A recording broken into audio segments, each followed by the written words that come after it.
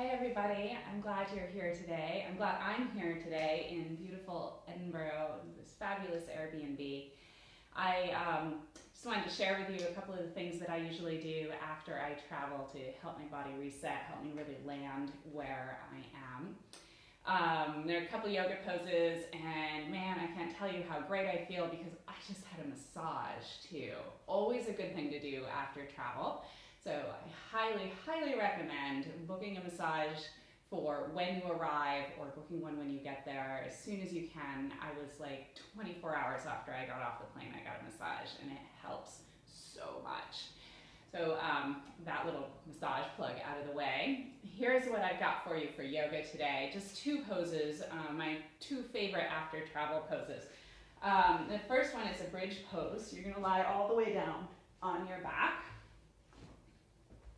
Soles of the feet on the floor. Don't forget your breathing. I really like to do the krama pranayama with this. So you're inhaling into the rib cage, then the belly, drawing your belly in to move the breath out. It looks a little bit like this.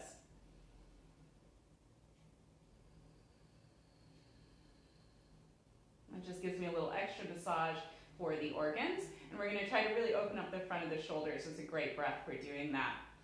After sitting in a seat for a long time, I like to kind of reverse that. That's the reason for bridge. We're going to bring a little bit more shoulder action into this too. So it's really important you get that action between the shoulder blades, of pulling the shoulder blades together so that you lift your thoracic spine up off the floor. You never want to compress that spine. So I start with my arms by my sides. I like my feet a little bit wider apart than hip width. A hip width is a good place to start. I think most women will agree a little bit wider is a little nicer. It gives you a little more access into the mobility of your pelvis. If your feet are tight together, it'll limit the mobility of your pelvis. And we want as much as we can get. So we don't have an emergency, like all that out there. So I'm going to press down into my feet and into the top of my shoulders, as if I'm taking the top of my shoulders towards the floor. As I inhale, I'm going to lift up. I'm going to lift my arms as well, and then bring my arms near to my ears. As I exhale, I'm going to bring everything down together. So every time I lift up, you notice I'm not just lifting my hips, I'm also taking my chest towards my chin. That gives me some nice lengthening through my belly, which always feels compressed after travel. As I exhale, I come back down. Now this helps open the front of the shoulders, but you'll also notice as you move that you're asking for a little more mobility through the neck. Always eyes up, never neck on the floor. And I'm getting a nice massage across the spine of my scapula. So that's that little bony part of your shoulder blade that sticks out. Lots of muscles attaching here. This will give all of that a nice massage. So let's do one more of those. If you haven't joined me, this is your chance. One more time.